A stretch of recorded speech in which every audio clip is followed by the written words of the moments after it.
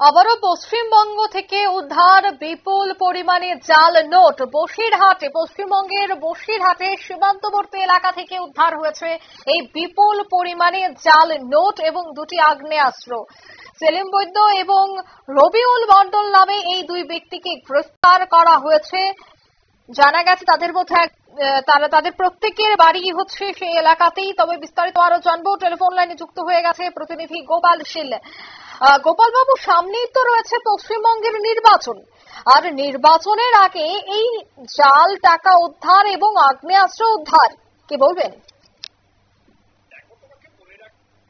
2026 বিধানসভা নির্বাচন দোরগোড়ায়, তার দাবাবা বেজে গেছে বললেই চলে।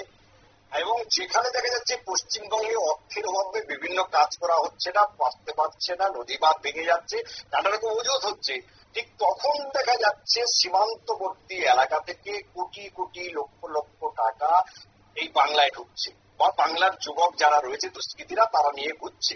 যেমন সেলিম বৈদ্যর কথা তোমাকে বলি, রবিউল মণ্ডল, সেলিম বৈদ্য, এরা কিন্তু কুখ্যাত দুষ্কৃতী উত্তর 24 পরগনার। এক একজনের নামে বেশ কয়েক দফা করে এদের নামে ক্রিমিনাল অফেন্স রয়েছে।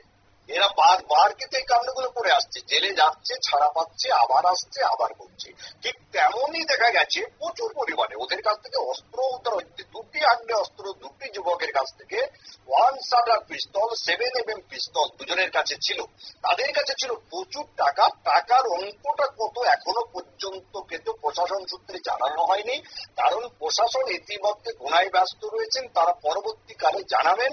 এবং জাল নোট এটা যে সেটা পরিষ্কার। তোমাকে একটু মনে করিয়ে দেবো যে জাল নোট কিন্তু ভারতের যে তৈরি হয় তার সেই জাল নোট গুলো কিন্তু অতি সহজে ধরা পড়ে।